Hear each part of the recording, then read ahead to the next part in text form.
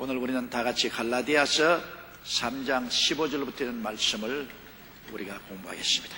갈라디아서 3장 15절 다 같이 읽겠습니다. 형제들아, 사람의 예대로 말하오니 사람의 언약이라도 정한 후에는 아무나 패하거나 더하거나 하지 못합니다. 여러분, 사람이 요사이는 언약을 하고도 더하거나 패하거나 마음대로 하잖아요. 요새는 약속하자고 약속해놓고 난 다음에도 돌았으면 안 했다 그럽니다. 그러고 약속에 더하거나 빼거나 하죠. 그렇기 때문에 요사이는 말로서 확증을 하지 못하기 때문에 반드시 글을 적어야 되는 것입니다. 언약을 적어서 양쪽에 사인을 하거나 도장을 찍어야 됩니다. 그러므로 점점 이 사회가 계약적인 사회가 되고 계약적인 사회가 될수록 늘어나는 것이 변호사 사무실입니다. 미국 같은 사회는 변호사가 얼마나 많은지 몰라요. 모든 것은 전부 변호사 사무실에 이루어지는 거죠. 조그마한 걸 하나 파고 사는 것도 인간관계는 전부 변호사 사무실에서 언약을 맺어야 됩니다. 그러지 않고는 말로서 언약은 이제는 그건 옛날 이야기입니다. 이제는 말로서 언약했으니 지키십시다. 안 지켜요. 다 변호사 사무실에 가서 서로 언약한 것을 적어서 공정을 해야 나중에 언약을 깨면 법적으로 소송을 할 수가 있게 되고 법적인 부담 때문에 언약을 지키게 되는 것입니다. 결혼 생활도 그렇지 않습니까? 서로 결혼했는데 우리 그냥 언약으로 결혼하자. 당신은 내 아내가 되고 나는 당신 남편이 되겠다. 그러놓고 난 다음에 손 털어보는 사람 많지 않아요. 그렇기 때문에 반드시 결혼은 구청에 가서 결혼했다는 등록을 하면 그것이 법적인 제약이 되는 것입니다. 나중에 그 언약을 깨면은 이혼을 하게 될 때 이혼 위자료를 내야 되는 법적인 제약이 되는 것이죠. 요사이 젊은이들이 법적인 결혼 안 하려고 합니다. 왜냐하면 이혼할 때 골치 아프니까 우리 그냥 살자. 그냥 서로 마음이 맞을 때는 살고 헤어질 때 미련 없이 헤어지자. 그래서 요새 많은 젊은이들이 동거 생활을 하면서 법적인 결혼을 안 합니다. 그것은 나중에 이혼할 때 부담이 되기 때문인 것입니다. 그러나 이 성경에는 사람의 예대로 말하니 사람의 언약이라도 정한 후에는 아무나 패하거나 더하거나 하지 못하는데 사람의 언약도 요사이 이제 변호사 사무실에서 법적으로 언약을 하고 기록을 하고 공정을 한 이상은 더하거나 빼거나 절대로 못합니다. 더하거나 빼거나 하면 법적으로 제재를 받게 되는 것입니다. 자녀들에게 상속하는 문제도 마찬가지입니다. 애들 불러놓고 얘야 큰아들에게는 얼마 주고 둘째 딸에게는 얼마 주고 셋째 아들에게는 얼마 주겠다. 그 말해놓고 난 다음에 부모가 치매에 걸려버리면 절단강사 나는 것입니다. 내가 뭐라고 그랬더라? 나 전혀 기억이 안 난다. 그러면 안 되잖아요. 그렇기 때문에 변호사를 불러서 공정을 세워서 큰아들을 둘째 딸 셋째 아들을 얼마 주겠다고 딱 공정을 해서 그것을 금고에다가 딱 갖다 넣어놓으면 그게 언약의 정서가 되므로 거기에 보태거나 뺄 수가 없습니다. 공정해 놓았기 때문에.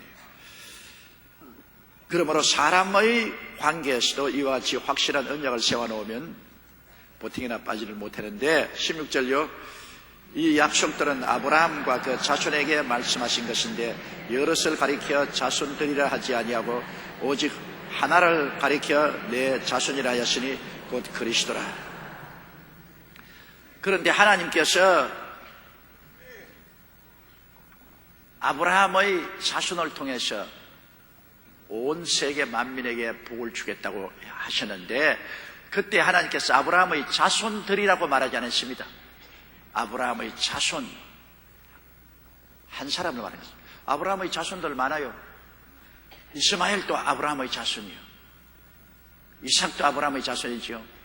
나중에 아브라함이 사라가 죽고 난 다음 그두라라는 여자하고 결혼해서 또 많은 자식을 낳았어요.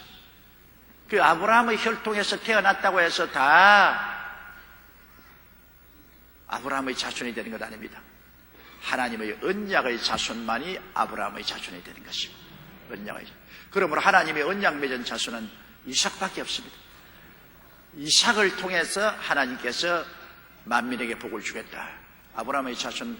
그런데 결국 후손을 쭉 경험해 내려오면 아브라함의 자손은 예수 그리스도가 또한 아브라함의 자손으로 나오는 것입니다.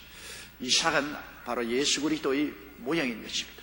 예수 그리스도를 통해서 구원을 받아야 아브라함의 자손이 되는 것입니다. 믿음으로 말미암아 예수 그리스도를 통해서 우리가 구원받는 것은 하나님의 언약입니다. 언약이라는 것은 여러분 계약과 틀립니다. 언약은 일방적으로 한 것입니다. 계약은 상대가 있잖아요. 내하고 당신하고 계약을 맺는다. 그러므로 서로 계약을 지켜야 관계가 유지되고 계약을 깨버리면 관계가 무너지는 것입니다. 그러므로 언약은 일방적입니다. 상대방하고 상대적이 아니고 일방적으로 이렇게 하나님이 하겠다고 했기 때문에 하나님 그대로 하시는 것입니다. 우리 구원은 여러분 하나님의 일방적인 언약입니다. 계약이 아닙니다. 누구든지 예수 믿으면 멸망하지 않고 구원을 얻으리라. 하나님의 언약입니다. 이거는 믿기만 하면 구원 받는 거예요. 안 믿으면 구원 못 받는 거예요.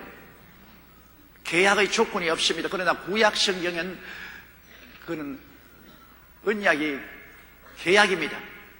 너희들이 십계명을 지키면 선민으로서 구원을 받겠다. 하나님과의 계약을 맺는 것입니다. 이스라엘 백성이 계약을 어기니까 언약이 다 파괴되어 버리죠. 그러나 오늘날 신약 성경에는 그와 같은 조건이 없습니다. 누구든지 예수를 믿기만 하면 구원을 받는다. 일방적인 하나님의 약속이지요. 계약이 아닌 것입니다. 그러면 얼마나 좋습니까? 조건부로서 구원을 주는 것은 상대적인 것입니다. 네가 이렇게 하면 나도 이렇게 해주겠다. 네가 이렇게 안 하면 나는 안 해주겠다. 상대적이죠. 그러나 무조건하고 내가 너에게 이렇게 해주겠다고 언약하는 것은 일방적인 것입니다. 그거는 은혜지 약속이 아닙니다. 계약이 아닙니다. 은혜로서 그냥 믿으면 난 주겠다. 남녀노유 빈부 귀천할 것 없이 예수 믿으면 구원을 얻겠다는 것은 하나님의 일방적인 언약인 것입니다. 그러므로 나의 의로운 행위로 말미암지 않고 내가 잘나거나 못나거나 선하거나 착하거나 자격이 있어야 되는 것이 아니라 그거는 계약이지만은 언약은 일방적으로 하나님이 너 예수 믿으면 자격이 있든 없든 못났든 잘났든 죄인이든 의인이든 할 것 없이 구원을 시켜주겠다. 이 하나님의 언약인 것입니다. 그러므로 아브라함과 그 자손에게 말씀하신 것인데 여럿을 가리켜 자손들이라 하지 아니하고 오직 하나를 가리켜 내 자손이라 하시니 곧 그리스도 예수를 가리켜서 하는 말인 것입니다. 그러므로 이 세상에서 하나님은 예수를 통하지 않고는 아무 어떠한 사람을 통해서라도 구원을 주시겠다고 하신 적이 없습니다. 하나님 유일하게 언약의 자손 이삭과 같이 언약의 자손을 통해서 하나님께서 구원을 주시는데 그 언약의 자손이 바로 예수 그리스도인 것입니다. 17절요. 내가 이것을 말하느니 사람의 미리 정하신 언약을 430년 후에 생긴 율법이 없이 하지 못하여 그 약속을 헛되게 하지 못하리라. 하나님께서 구원은 이삭을 통해서 나중에 나타날 예수 그리스도로 말미암아 주겠다는 것은 언약입니다. 언약이라는 것은 일반적으로 하나님이 명령하신 것입니다. 그러나 430년 후에 율법이 들어왔어요. 시내산에서 모세가 하나님께 율법을 받았는데 그것은 계약입니다. 이러이러한 조건을 행하면 너희들이 구원받겠다는 율법은 계약인 것입니다. 언약이 아닌 것입니다. 그래서 시내산에서 이스라엘 백성에게 십계명을 중심으로 한 하나님의 계명을 주셔서 이것을 지키면 나의 선민이 되고 구원을 받겠다고 한 그 계약은 언약보다 430년 후에 주어진 것입니다. 430년 전에 이미 하나님은 아브라함에게 믿음을 통해서 구원을 주겠다고 약속했기 때문에 훗날에 생긴 이 율법적인 계약이 하나님의 일방적인 언약을 취소 못합니다. 율법이 들어왔어도 하나님의 먼저 주신 언약을 취소하지 못하면, 율법은 상대적이고 언약은 일방적입니다. 하나님이 일방적으로 이렇게 해주겠다고 약속하신 것을 나중에 율법이 들어와서 폐하지를 못합니다. 그러므로 율법은 무엇 때문에 들어왔느냐? 나중에 보면은 율법이 들어온 것은 하나님의 언약을 폐하려 온 것이 아니라 하나님께로 몰아치기 위해서 율법으로서 사람들을 가두어 주는 것입니다. 왜냐하면 자기가 자꾸 죄인 아니라 하니까 예수를 안 믿잖아요. 자기가 의롭다고 하니까 예수를 안 믿잖아요. 잘났다고 하니까 예수를 안 믿잖아요.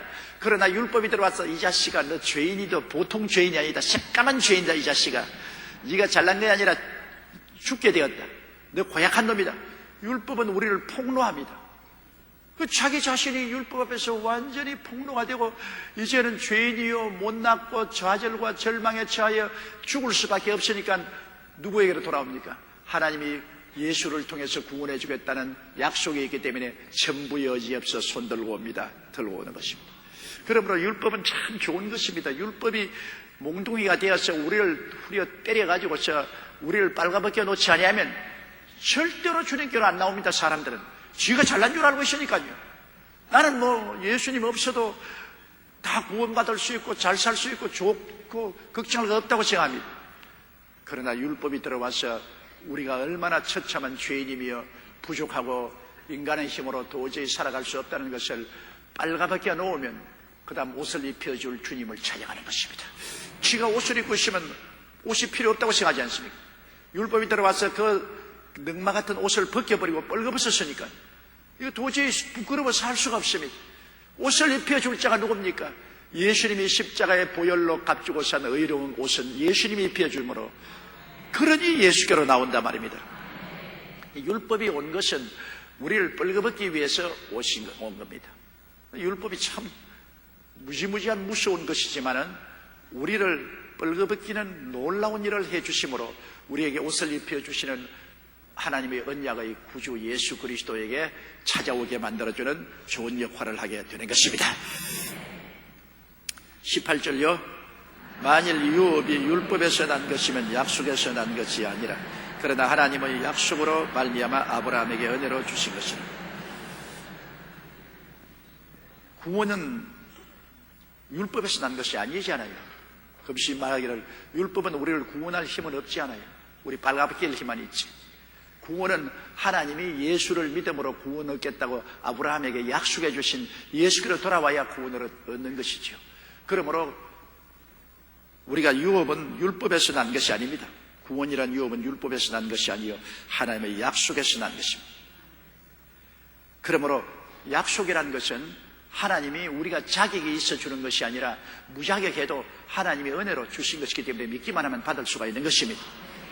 그럼 우리가 율법이 우리 빨가벗겨 놓으면 우리는 돈도 없고 값주고 살 자격도 없지만은 예수 그리스도의 의로운 옷을 믿음으로 갈아입으면 되는 것입니다. 주님이 십자가에서 보혈로 값주고 사주신 용서와 의와 영광의 그 이복을 우리는 하나님께 나와서 믿기만 하면 받아 입을 수가 있는 것입니다. 그래서 우리의 유업, 용서와 의와 영광과 구원의 유업은 예수를 믿음으로 은혜로 우리가 받는 것이지 율법을 행위를 해서 자격을 얻어서 받는 것은 아닙니다. 율법은 지키려고 해도 못 지켜요. 아무리 지키려고 해도 못 지키고 자꾸 빨가벗겨요.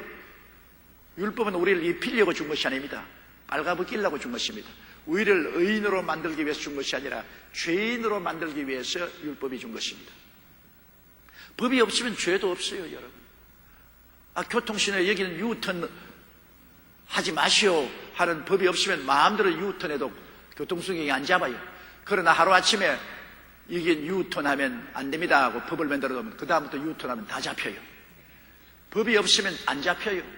법이 있으면 법을 어기면 잡혀요. 그러므로 나라가 부패하고 부정할수록 법이 많아져요.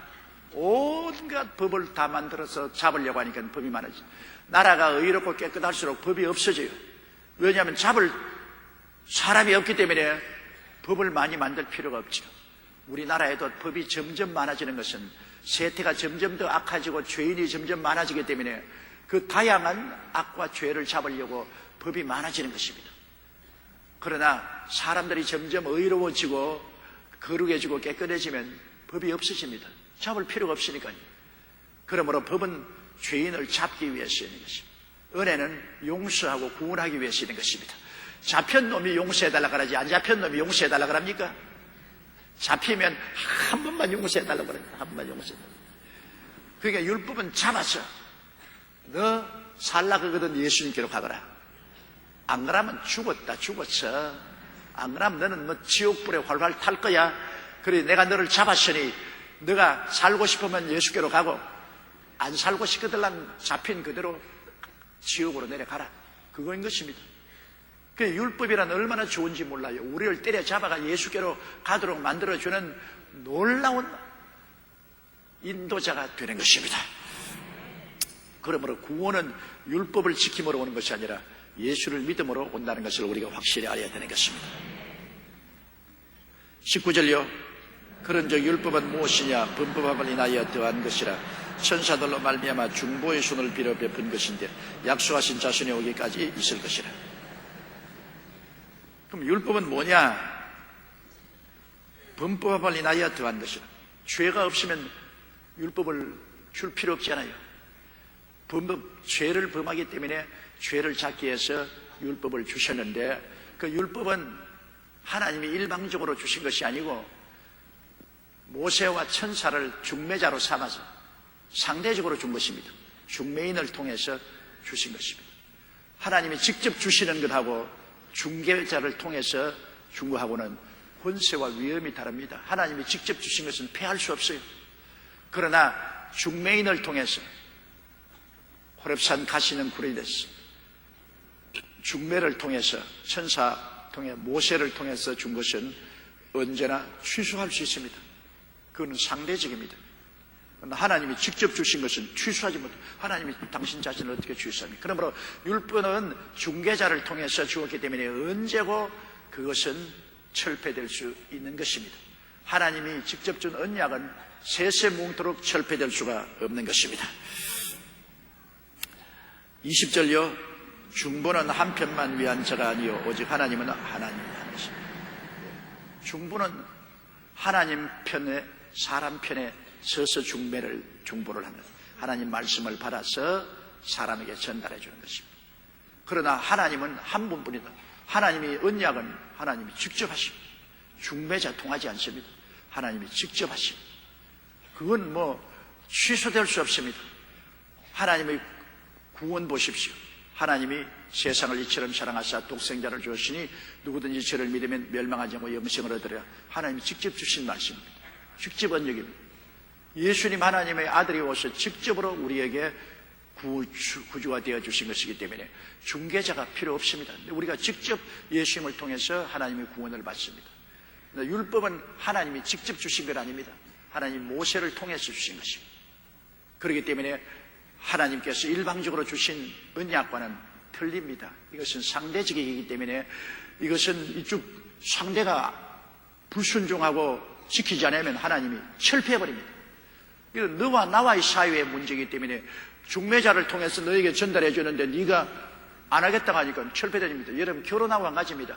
결혼 직접 자기가 선택했으면 그것은 지켜야죠. 그러나 중매쟁이가 와가지고서 신랑 편하고 신부 편하고 중매를 섰는데 그 중매한 조건을 일방적으로 지키지 않으면 그 결혼은 폐기되는 것입니다. 중매쟁이는 원래 거짓말 많이 하지 않아요. 신랑이 이렇다 저렇다 그냥 굉장히 칭찬하고 신부도 그냥 학교도 못 나온 학교도 나왔다 그러고 그냥 굉장히 칭찬합니다. 그래 나중에 중매쟁이를 통해서 결혼하려고 딱 보니까 결혼하고 보니까 완전히 틀렸단 말이에요. 그러면 취소될 수 있어요. 중매쟁이를 통해서. 그러나 내가 직접 만나서 이야기해보고 직접 내가 다 알아보고 그리고 내가 결혼한 것은 취소 못합니다. 내가 직접으로 결정했기 때문에 일방적입니다. 중매를 통해서 한 것은 중매 상대적이기 때문에 약속을 안 지키면 취소할 수 있지만 내가 직접 한 것은 취소 못합니다. 하나님의 언약은 하나님이 직접 주시기 때문에 취소 안 됩니다. 그러나 모세를 통해서 이스라엘 백성에게 준 율법은 상대적입니다. 이스라엘 백성이 지키면 하나님이 그것을 지켜주시고 이스라엘 백성이 그 율법을 파기하면 하나님께서는 파기할 수 있는 상대적인 것입니다. 좀 어렵고 복잡한 것 같지만 여러분 알아듣기를 예수님 이름으로 축복합니다.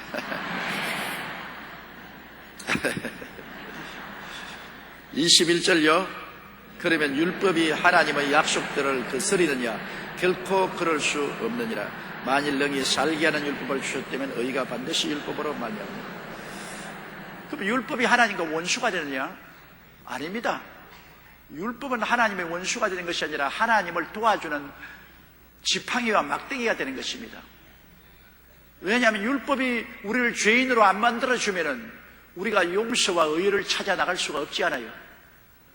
우리가 율법을 지켜서 의롭게 될 수 있다면 예수 그리스도 구주가 필요 없습니다. 그런데 율법을 지킬 재간이 없어요. 율법을 지킬 재간이 어디 있어요? 우리 한국의 국가법도 우리가 다 지킨다면 감옥이 필요 없잖아요. 왜 감옥이 필요합니까? 율법을 인간의 법도 못 지키기 때문에 감옥에 들어가야 됩니다. 하물며 하나님의 법을 자기가 온전히 하나님 앞에 지켜서 의롭게 될 사람은 아무도 없죠. 율법을 통해서 다 의롭게 될 수 있는 실력이 있고 능력이 있으면 예수 그리스도 구주가 필요 없어요. 내가 율법 다 지키지. 사람은 타락했기 때문에 허풍지쟁입니다. 허풍을 떨지만은 속은 비어 있어요. 율법을 지킬 실력이 없습니다.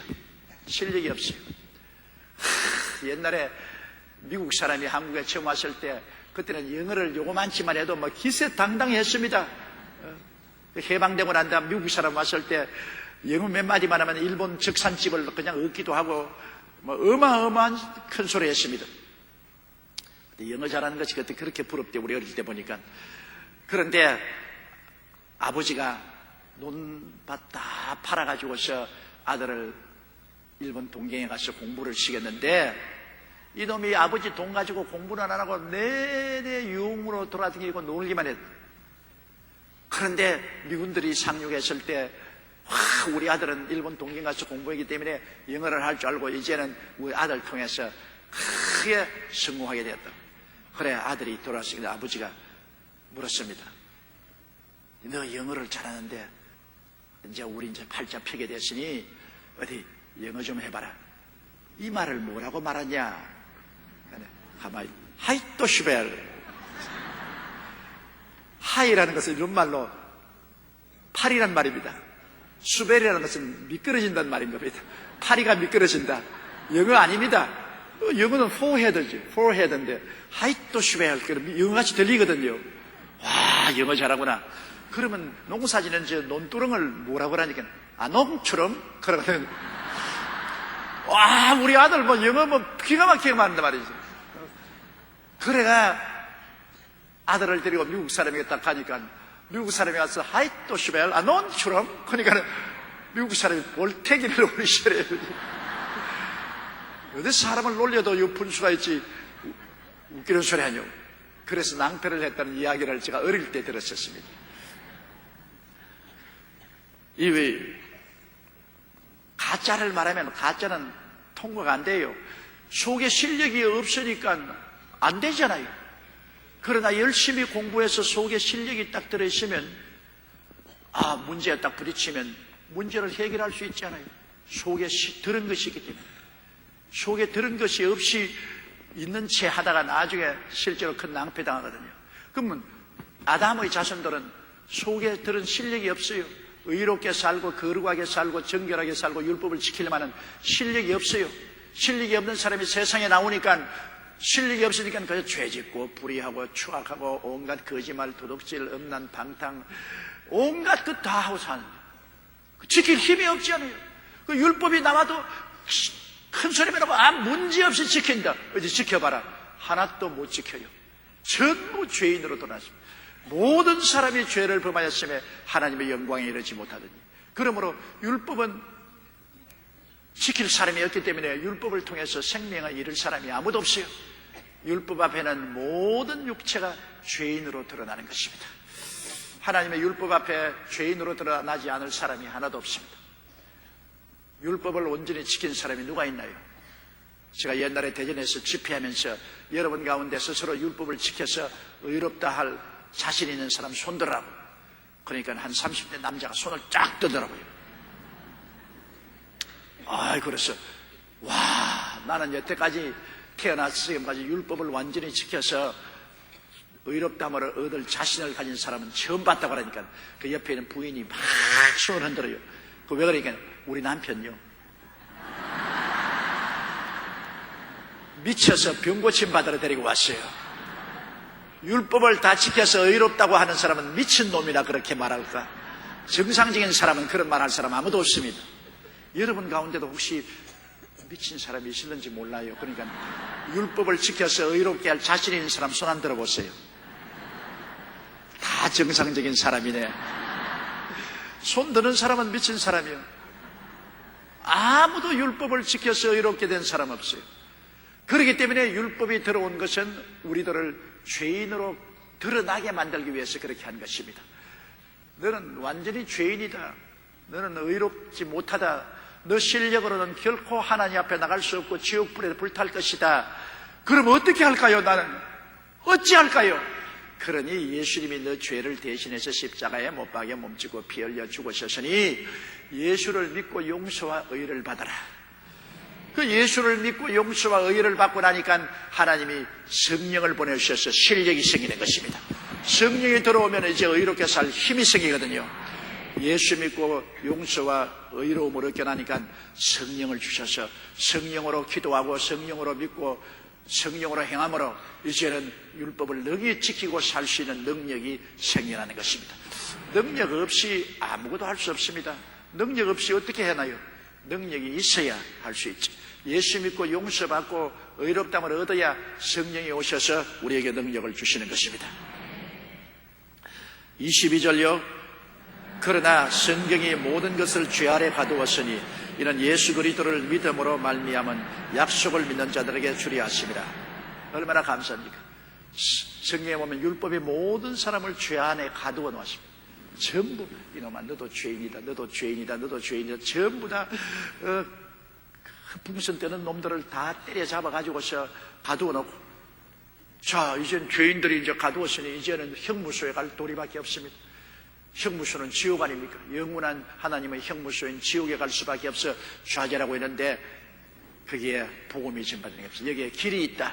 너희 모든 죄를 다 대신하여 십자가에서 청산해 주신 분이 계신다. 예수님이시다. 저를 믿으면 값없이 다 너희 죄가 용서를 받고 의롭게 된다. 예수를 믿어라. 그거 안 믿는 사람 바보지. 아니 그렇게 위대한 구원을 주시는데 아무 행위도 없는 자기에게 값없이 은혜로 주시는 건 넓적 받아 먹어야지. 그게 잔소리 하다가는 진짜로 지옥불에 뒹굴게 되는 것입니다. 그러므로 사람들이 하나님의 법을 알고 자기가 죄인인 것을 깨닫고 예수께 나와야 되겠는데 하나님의 법을 안 들으려고 귀를 딱 막습니다.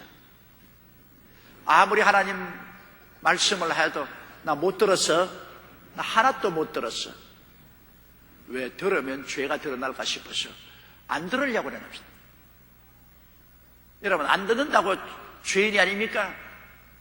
한 번은 저희 일꾼하고 옥랑샘에 아침에 물 길러러 가는데 일꾼이 이 물지개를 지고 가다가 물지개를 싹 내려오면서 용기야 여기 가만히 있어. 내가 꽁 한 마리 잡아올게. 내가 그래서 아이고 장난치지 마시네. 봐라. 지우야 매가 한 마리 자꾸 날고 있지 않느냐. 매가 날고 있는 그 밑에 가면 꽁이 있다.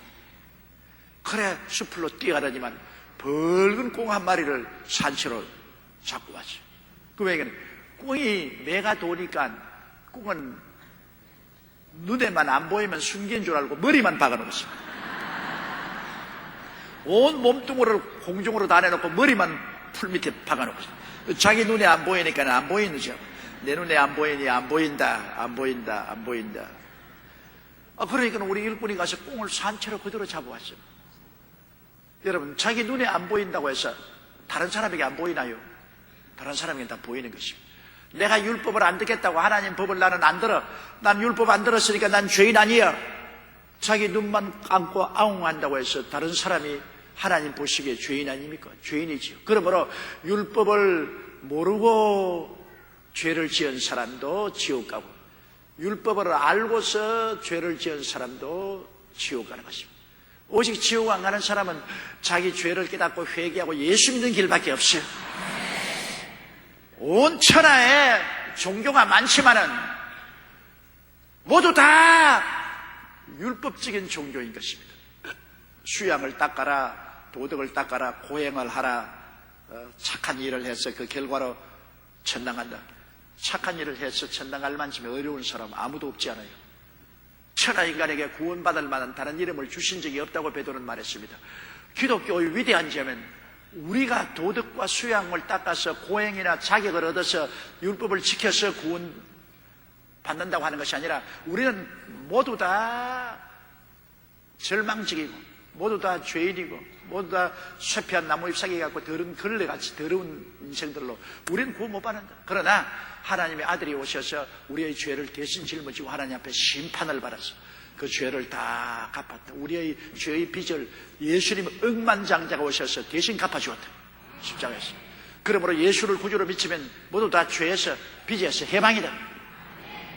이 기독교 신앙이 얼마나 위대합니까? 구원을 받으려면 이 길밖에 다른 길이 없어요. 용서받고 탕감받는 길 이외에는 내 힘으로는 절대로 안 돼요. 온 천하에 이렇게 놀라운 구원의 길이 어디 있으며 이 놀라운 은혜가 어디 있습니까? 정말 자다가 일어나서도 깜짝 놀랄 은혜가 예수 믿고 구원받는 것입니다. 예수 천당이에요. 예수 천당. 옛날 최글런 목사님은 평양신학교 다니는데 하도 낙제를 합니다. 왜냐하면 시험 칠 때 밤새도록 산에 올라가서 산기도 하고 난 다음 내려와서 시험지 떡 바라보고 왔다. 성령님도 시험은 절절 매네. 시험을 공부를 해야지. 밤새도록 믿습니다 하고 내려왔으니까 성령님도 절절 맨다 그럽니다.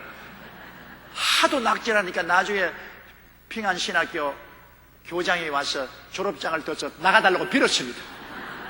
학교 안 가고 늘 낙제해서 앉아있으니까 나가달라고. 그분 나와서도 별로 많이 공부를 많이 못하고 설교에 지식은 없지만 한마디는 꼭 예수 천당. 예수 천당.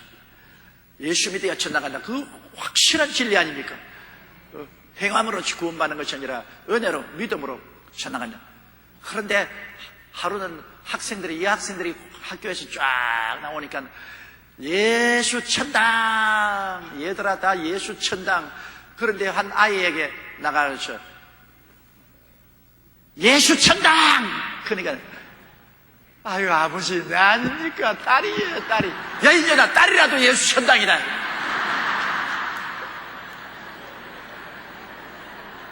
그 최글런 목사님의 그 열정은 보통이 아니었습니다. 한 분은 어느 집에 가는데 그 옛날에는 이 남편을 주인이라 그랬지 않습니까? 그런데 최글령 목사가 벌써 유명한 소문이 나 있기 때문에 집에 가니 부인이 최글령 목사가 오는 걸 보고서 자기 남편 보고 빨리 집 뒤로 숨으라 했습니다. 그 남편이 최글령 목사가 들어오는데 빨리 뒤뜰로 숨었습니다. 그래 주인이 있습니까? 그러니까 그 부인이 주인 없어요. 정말 없어요. 안 계세요. 그러니까 최글령 목사님이 집 뒤로 가니까 그게 주인이 있거든요. 가서 멱살을 잡고 또 최글령 목사님이 키가 크고 몸이 장대했습니다. 위도를 해서 넘어뜨리가 목에다가 발을 딱 뻗고 동놈 잡았다.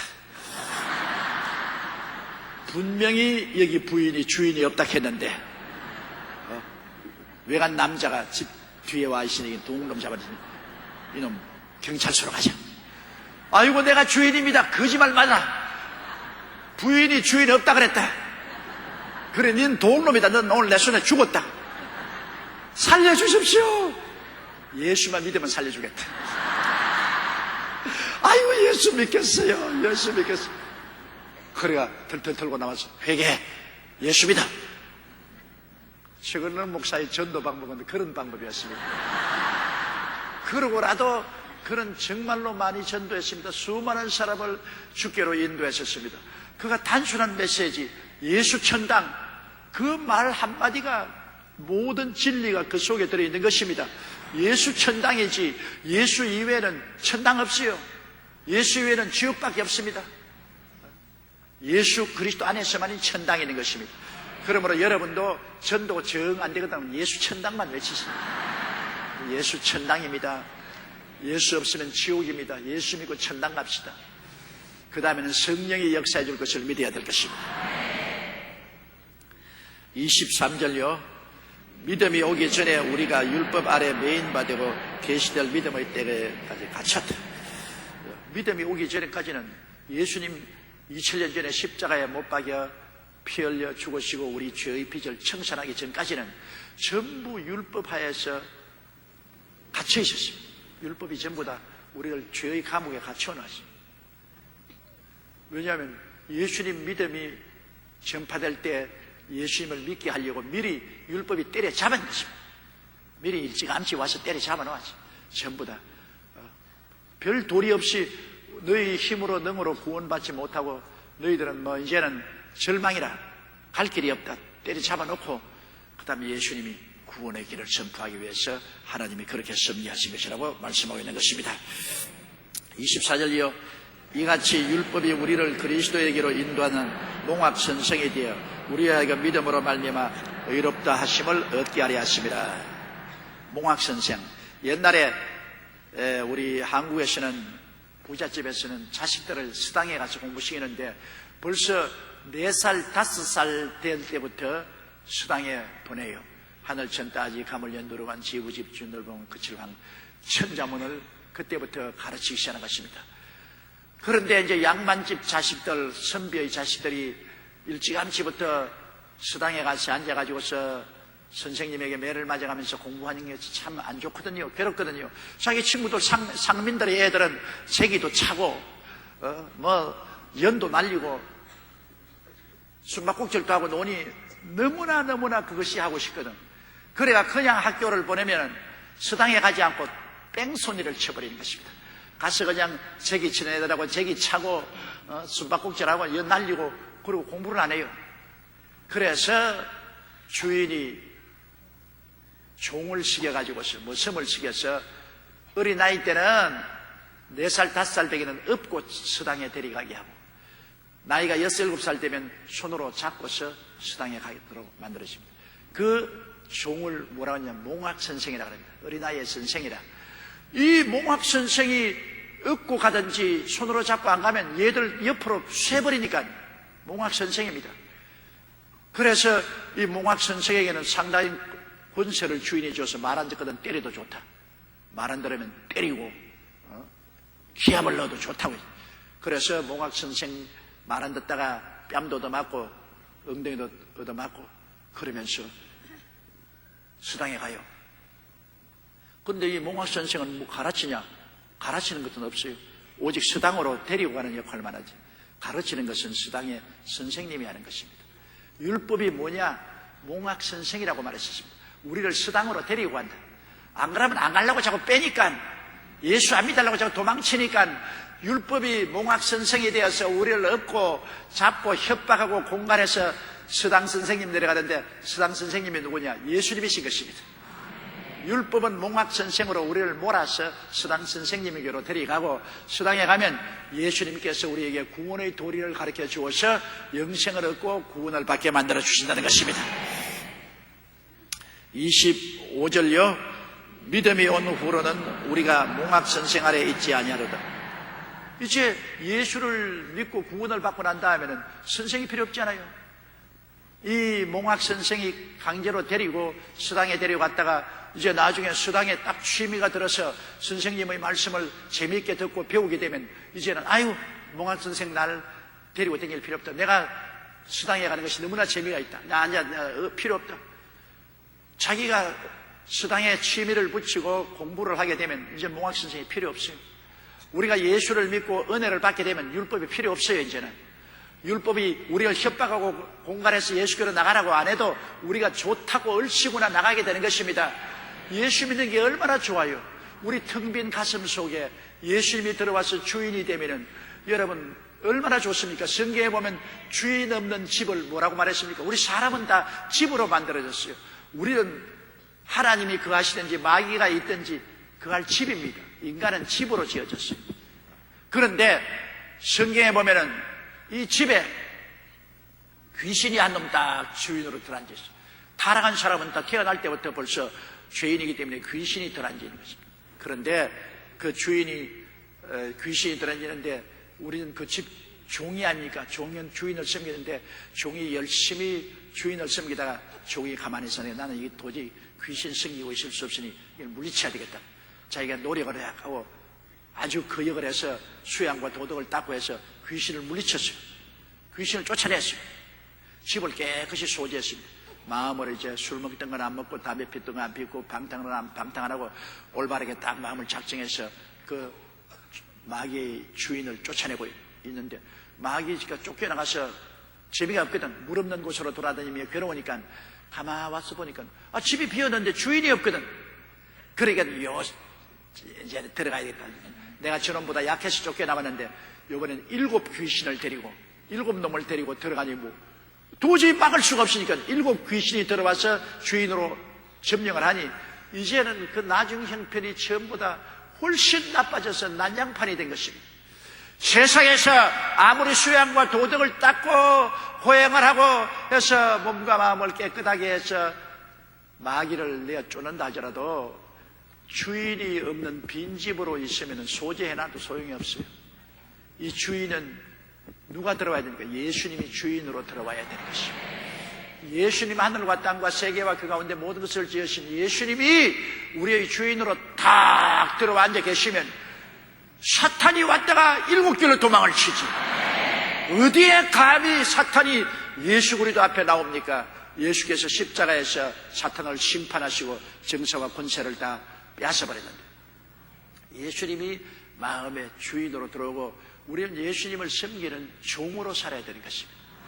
우리는 섬기는 종이지 주인이 안 됩니다. 내가 주인 되려고 하면 안 돼요. 많은 예수 믿는 사람들이 예수님과 동등한 공동 주인이 되려고 하는데 공동 주인 안 돼요. 주님이 집주인이고 우리는 집이에요. 우리는 오직 주님을 섬기는 종인데 주님과 공동 주인 되려고 금방지게 날뛰다가 낭패와 실망을 당하지 않습니다. 나와 세상은 강고롭고 구수한 주만 보이도다.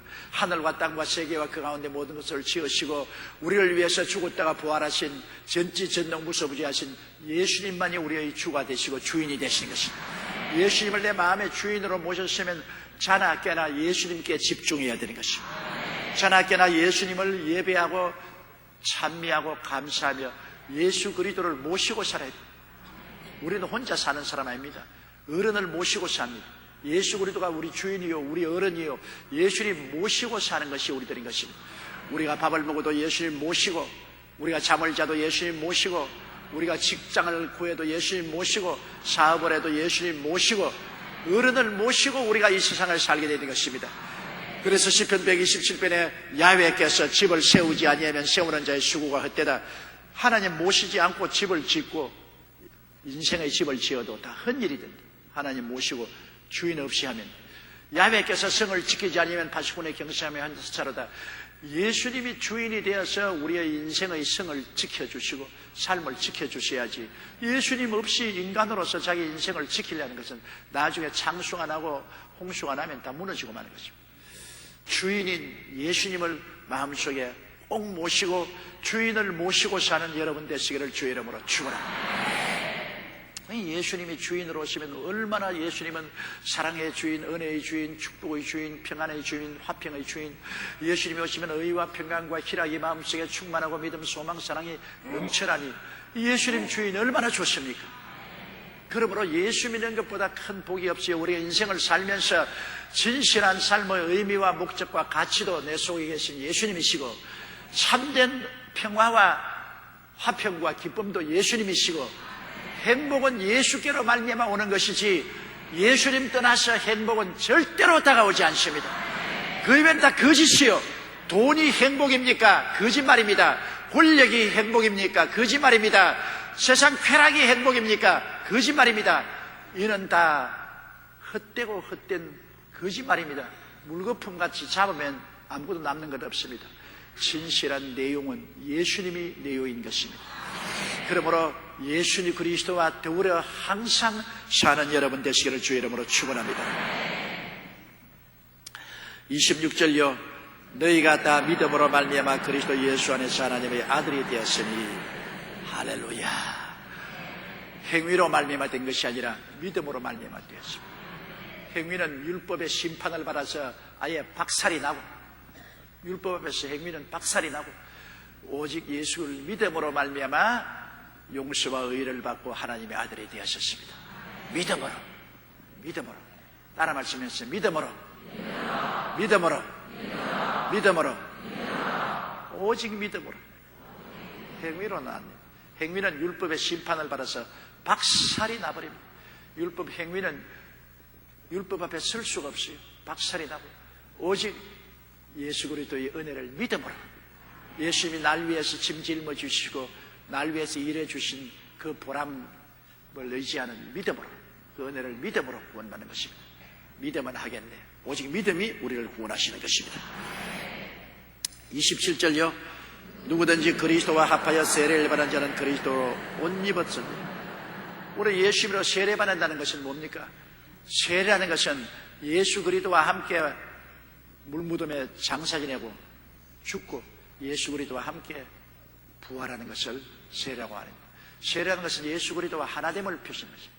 십자가에 예수님이 우리 위해서 죽을 뿐 아니라 우리가 좀 더 깊이 나가면 우리와 함께 죽은 것입니다.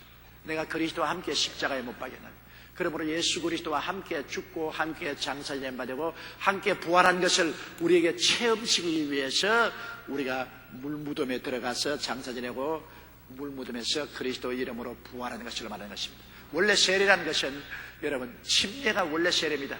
물에 가서 그리스도와 함께 물무덤에 장사 지내버리고 그 다음에 그리스도 안에서 부활하는데, 요사이는 그것이 약식이 되어가지고서 물을 떠서 이마에 이렇게 성부와 성자와 성령으로 칠하는 것인데, 이것은 약식 세례입니다. 약식 세례를 언제부터 하기 시작하냐면 병자는 물에 세례받으러 들어가지 못하지 않아요. 병들어 있는 사람이니까. 그때는 가서 침상에서 약식 세례를 베풀었습니다. 또 그리고 저 사막에 있는 사람들은 물이 없어요. 들어가서 침례받을 물이 없어요. 그러므로 물을 그릇에 담아서 약식으로 세례 베풀었습니다. 그렇지만 물이 있는 곳에서는 정식으로 세례 받아야 되는 것입니다. 정식으로 물무덤에 들어가서 장례 지내버리고 무덤에서 예수 그리스도로 말미암아 부활한 침례를 받아야 되는 것입니다. 침례를 받음으로 말미암아 하나님 앞과 온 세계 앞에서 나는 예수 그리스도와 하나가 되었다. 예수와 함께 죽고 장사되고 함께 부활했다. 이것을 선언하는 것입니다. 세례라는 것은 굉장히 중요합니다. 예수를 믿음으로 말미암아 세례 안 받아도 구원 얻지 않아요. 그럽니다.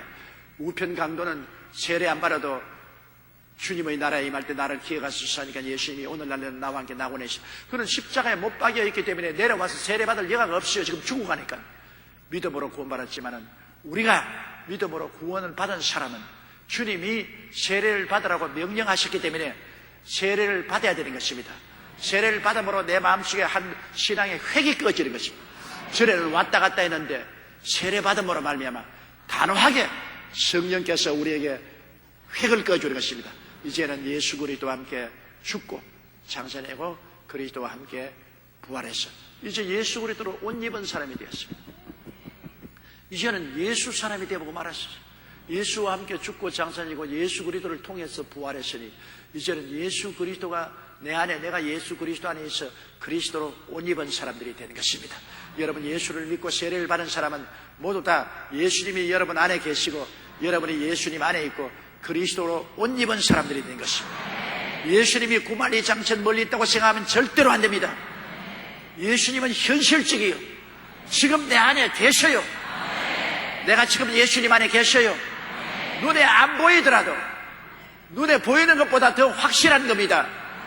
예수님은 지금 우리와 함께 우리 속에 계십니다. 그래서 우리와 함께 사망의 엄침한 골짜기로 가면 예수님 함께 사망의 엄침한 골짜기를 가주시고 평지를 걸으면 평지에 같이 걸어주시고 물을 지나면 함께 물을 지나고 불을 지나면 함께 불을 지나시는 것입니다. 예수님과 우리는 분리할래야 분리할 수가 없습니다. 그리스도와 함께 계셔서 주님은 그 손에 지팡이와 막대기를 가지고 우리를 건지시고 우리를 보호하여 주시는 것입니다. 목자는 지팡이와 막대기 없는 목자는 목자가 아닙니다. 양무리를 치는데 지팡이와 막대기가 있어야지요. 지팡이는 건져주고 막대기는 보호해 주는 것입니다.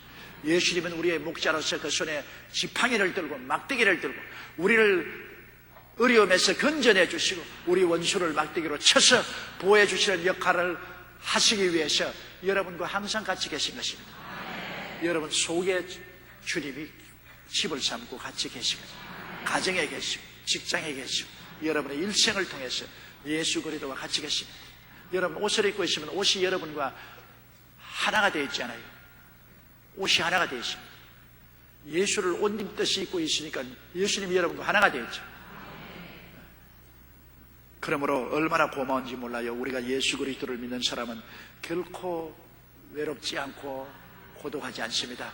주님께서 내가 결코 너를 버리지 아니하고 너를 떠나지 아니하리라. 볼지어다 세상 끝날까지 내가 항상 너와 함께 하시니 전지전능하신 예수님이 여러분과 함께 계시므로 두려워 말고 놀라지 말고 전적으로 예수님을 믿으십시오. 살아도 예수님 안에서 살고 죽어도 예수님 안에서 죽고 흥해도 예수님 안에서 흥하고 쇠해도 예수님 안에서 쇠하고 살아도 예수님 안에서 살고 죽어도 예수님 안에서 죽는다. 죽으면 내 안에 계신 예수님이 내 속사람 딱 손잡고 가자. 이제 이 장막집 너무 낡았어요. 이제 더 있을 필요 없다. 내가 지은 집으로 가자. 주님이 데리고 가시니 살아도 예수님과 함께 살고 죽으면 예수님과 더 가차이 얼굴과 얼굴을 마주대가 바라보면서 그리스도의 손을 잡고 천국으로 들어가게 되는 것입니다. 28절요. 너희는 유대인이나 헬라인이나 종이나 자유자나 남자나 여자 없이 다 그리스도 안에서 하나이다. 야, 유대인도 그리고 헬라인도 종이도 종된 사람도 자유자도 남자도 여자도 예수 안에서는 다 하나로 구분이 없습니다. 예수님 안에서 옛사람은 죽고 새사람으로 거듭나서 모두 하나인 것입니다. 예수님 안에서 우리는 다 하나로 한결같이 새로운 피조물이 된 것입니다. 로마인이라고 해서 특별한 사람 아닙니다. 헬라인이라고 특별한 사람입니다. 종이라고 해서 하늘나라에도 종이 되는 것이 아니고 자유인이라고 해서 더 자기의 자유인이 되는 거 아닙니다. 예수 안에서는 모두 다 그리스도를 말미암아 구원을 얻어 흑암의 권세에서 건져내서 사랑의 아들 나라로 옮겨서 그리스도의 모습을 닮아 그리스도와 함께 살게 되는 것입니다. 남자도 여자도 성적 구별이 없습니다. 우리는 다 그리스도 안에서 한 하나님의 자녀로서 영원 무궁토록 주를 섬기면서 기가 막힌 즐거움을 가지고 살게 되는 것입니다. 장차 다가올 세상은 성도들의 행복과 즐거움을 위해서 지어낸 세상입니다. 일하고 땀 흘리는 것이 없어요. 이 세상은 저주받은 곳이기 때문에 이마에 땀을 흘리고 수고하고 무거운 짐을 짊어지고 내가 일을 하면서 살기 때문에 눈물과 고통과 괴로움이 끊임없지만은 하늘나라에는 일이 없어요. 짐이 없어요. 짊어지고 갈 짐도 없고 우리가 해야 될 그래서 먹고 살아야 될 일도 없어요. 주님이 다 이루어 놓으신 것입니다. 내가 다 이루어 놓았다.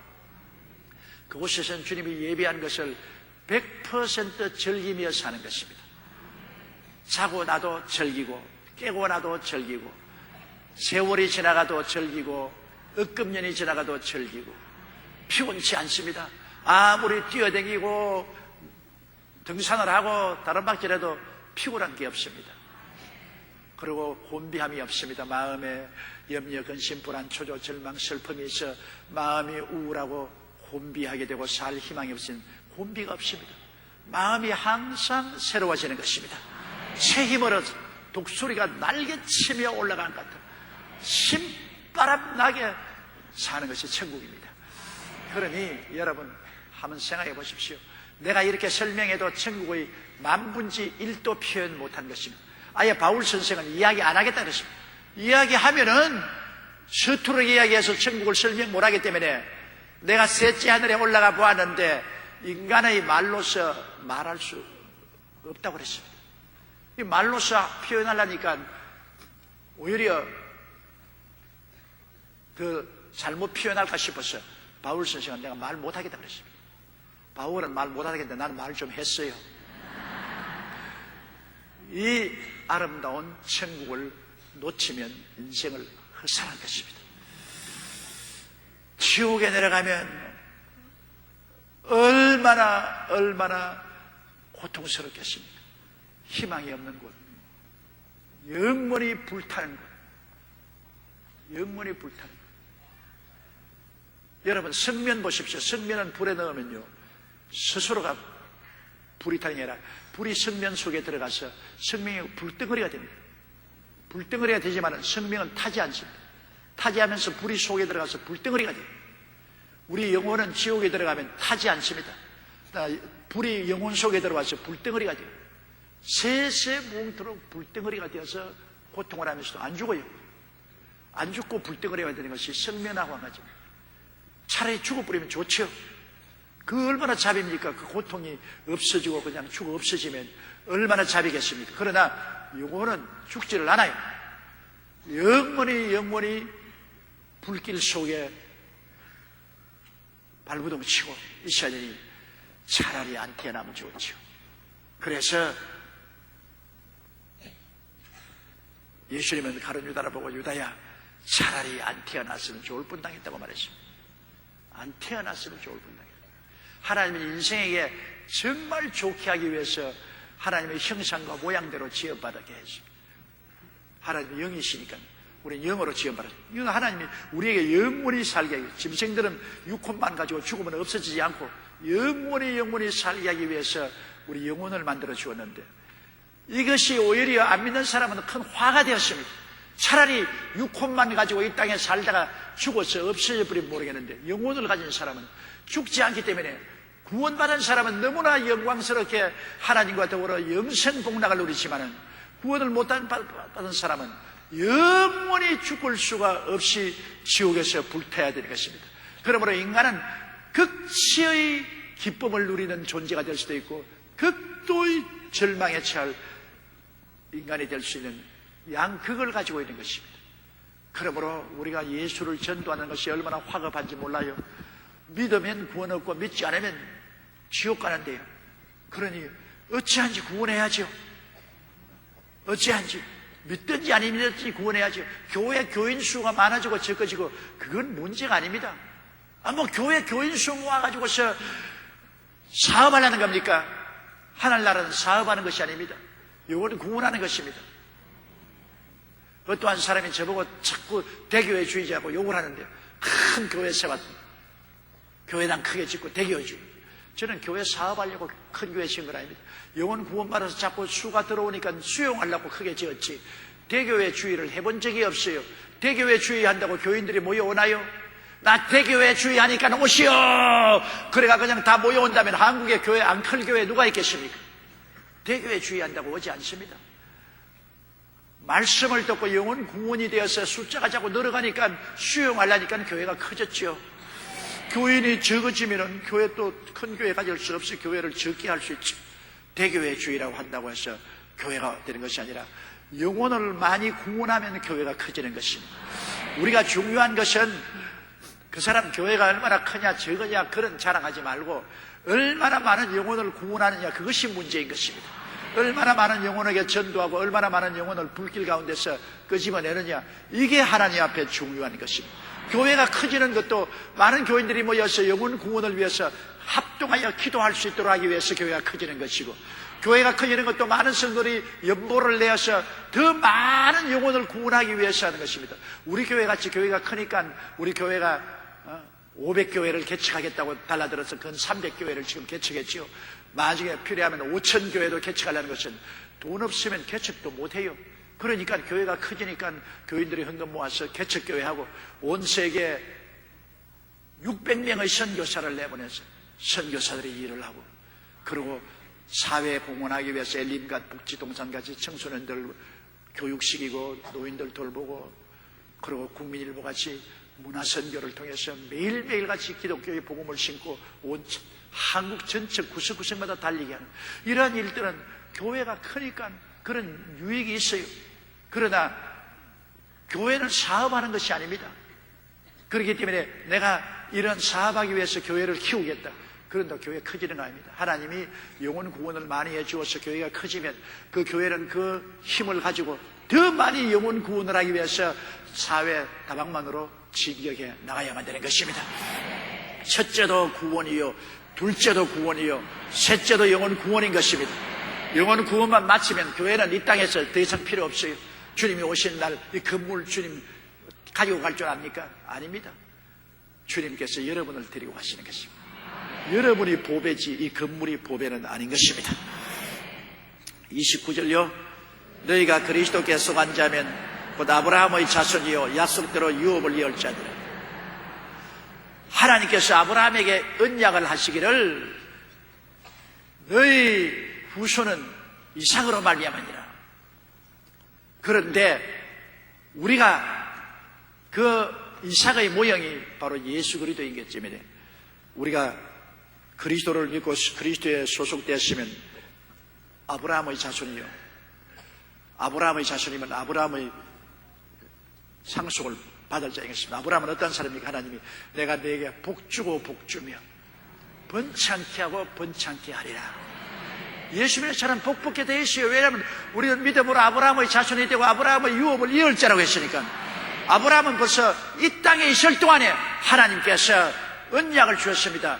조건 없이 하나님 일방적으로 내가 내게 복주고 복주며 번창케 하고 번창케 하리라.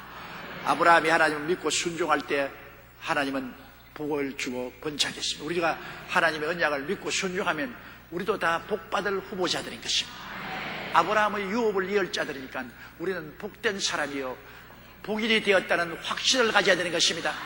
따라 말씀하십시오. 나는 아브라함의 자손으로 아브라함의 복을 유업으로 받은 사람이다. 나는 복받은 사람이다. 할렐루야.